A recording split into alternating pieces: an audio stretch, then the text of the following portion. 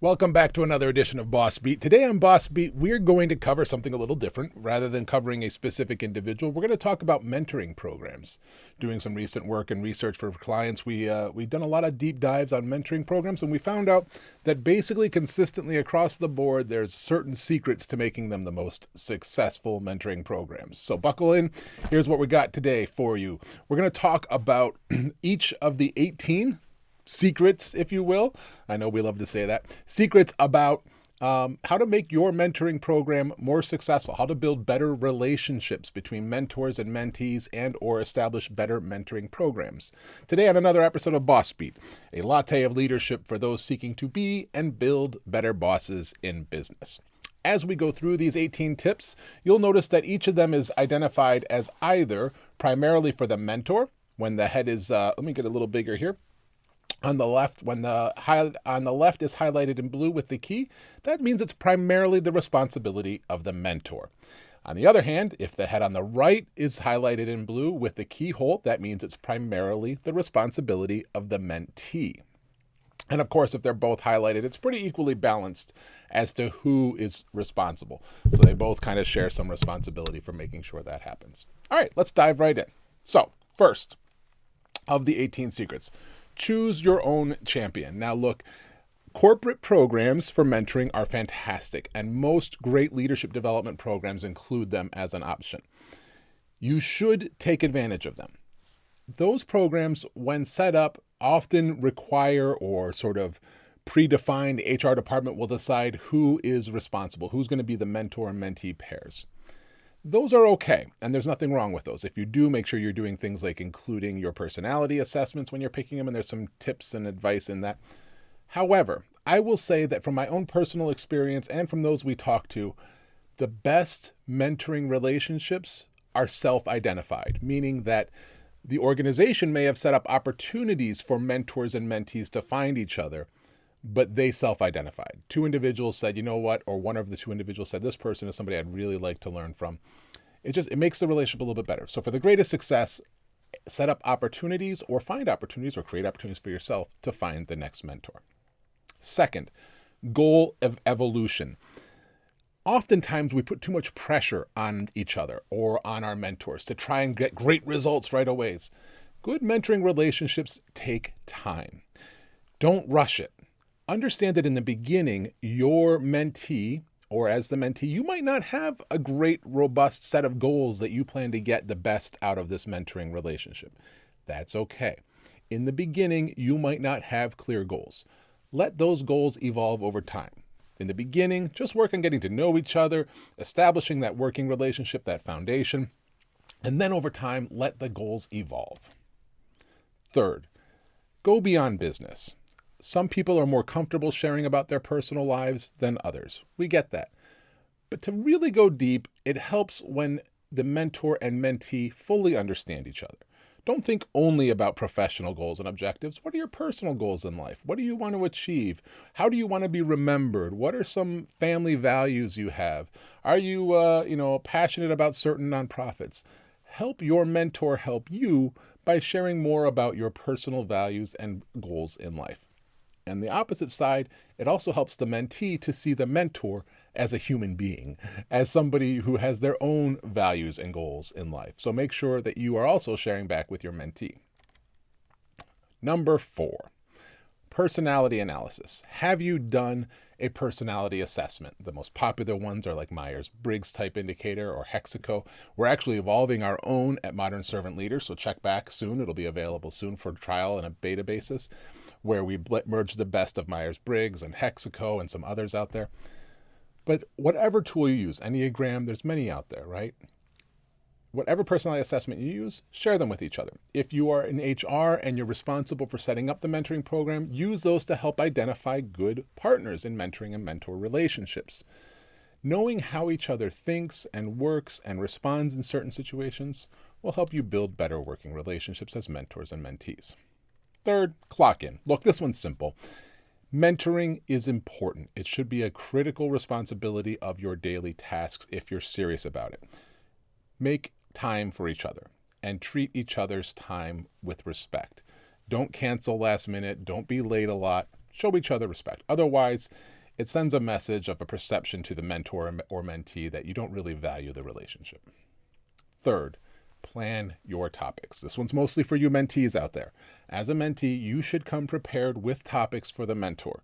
Ideally, give them a heads up ahead of time. Send them your agenda of topics you'd like to discuss.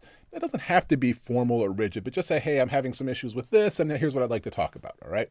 Try and send those topics ahead of time. However, for the best mentors out there, they usually come prepared with topics, especially earlier on in the relationship, but always have backup topics in case your mentee is at a loss for ideas or you get through the topics very quickly. Okay, we're up to what number now? Number 7, reflections. Mentees, make sure you're reflecting back on the guidance your mentor gave you last time. Did you apply what you learned in some way, fashion, or form? Tell them about that when you come back. If not, why not? But taking the time to reflect on each conversation and what you learned and what you did or did not apply will help the mentor see that you're taking his advice or her advice seriously. Number 8, get out. Change the scenery. Look, working and having these conversations at the office is good. It's helpful, right? You can have it convenience there. But it can also be stuffy or boring or just too normal, too regular.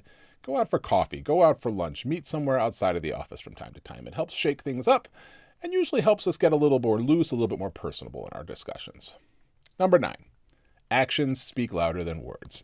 If you are one of those individuals who really is applying what you learned from your mentor, which I hope you are, make sure that you are letting them know. Show that you're taking the advice. Show that you're applying it. If the mentor doesn't see you applying what you learned or what they're sharing, they start to wonder if the value of their conversations, of their advice, is really valuable to you. And number 10, unique paths. Okay, this one's really important, gang. I want to focus on this one a bit. It's really important that you as mentors understand your mentee is not you. Okay, you may see them approaching a situation similar to something that you encountered in your career, and you may be tempted to say, if I were you, I would do blah, blah, blah, blah. They are not you, okay? You are there to help guide them, not to tell them what to do. Instead of saying, this is what I would do, say, here's something similar that I encountered and how I approached it. Let your mentee extract from that what they want and what they think is best for them. It's really tempting, I know. And your mentee may even push you to say, hey, what should I do? Push back on them when they say that. And instead say, well, I encountered it and here's how I did it. You're different. You may want to choose a different path, but here's how I handled it. It's an important one to remember to make the most. And frankly, it helps your mentee do more critical thinking on their own. Okay, next up. Critical thinking to that point, right? So make sure to help them with their critical thinking, mentors should pose their advice, their guidance in the form of questions. Don't say, I think you made a bad decision there. Instead, say, what do you think about that decision? How did that decision affect you? How did you feel about this? Pose it as questions. That will help them to develop their own critical thinking skills and frankly, learn to be a better leader or contributor in their role when different situations arise. Number 12. Yes, fable teaching. Tell stories. If you're not familiar with it, the reality is the vast majority of us learn far better through stories. We remember stories more than we remember some specific advice or guidance we received. So wherever possible, don't say, here's what I would do, or here's what I did. Say, here's the situation.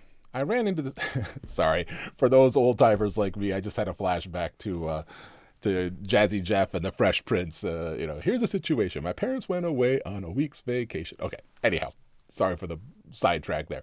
The point is, tell things as a story. Maybe that's a good example. Go back and listen to your Fresh Prince of Bel-Air stories back in the day. But just tell things as a story. Talk to your mentee and give them examples through stories. We remember stories more than we remember specific advice or tactics that were given. Next, number 13, network nudge. Look, mentors are really great people. They're not gods, I like to joke, right? They don't have the answer for everything. They don't have the best resources. They might not have the best examples or fables or stories to tell. That's okay. As a great mentor, Help your mentee find someone who does. Introduce them to somebody you know who may have encountered a similar situation or who may be of help. If you're a mentee and you sense your mentor doesn't, help them along the path. Say, hey, if you're not sure what to do, is there somebody you know who might be able to offer some guidance in this? They usually won't be offended, especially if you pose it as a question. Number 14, check your egos. Being part of a mentoring program means you've been identified as somebody who's a future leader, current or future leader in the organization, whether you're a mentor or mentee. It's really easy and really tempting to come into these relationships with a bit of a chip on your shoulder, with a bit of an ego. Lose that ego, all right? Set it aside. Go into this relationship, whether you're the mentor or the mentee, with a great deal of humility. You're both human. You both put your pants or skirts on the same way, right? At the end of the day, you both are very human. You have challenges and weaknesses, strengths. Go into it with an open mind and an open heart. Oh yes, outside insight. If you are struggling for any reason with your mentor or mentoring relationship, get a little outside help. There are third parties that help you with that, including at Radiant Forest. We do some work with mentoring programs. Other organizations are out there too, though. You could talk to your HR department or just talk to somebody whose opinion you respect and trust a great deal. Ask them, run it by them. Hey, I'm working with my mentor and I'm just not quite seeing the way that they're talking. I don't think I share the same values. Get their insight and advice. Maybe it's time to find a different mentor or mentee. That's okay. These aren't, contractual relationships, okay? Next up, number 16, quantify your success. Make sure that you are finding some way of tracking the benefits of the program, right? Now, this is primarily really for the HR department, but also for your mentors out there. Use structured questions with your participants, with your mentee. Ask them how things are progressing. And then if you're in the HR department and you're doing this as a mentoring program, make sure you're tracking the overall success rates.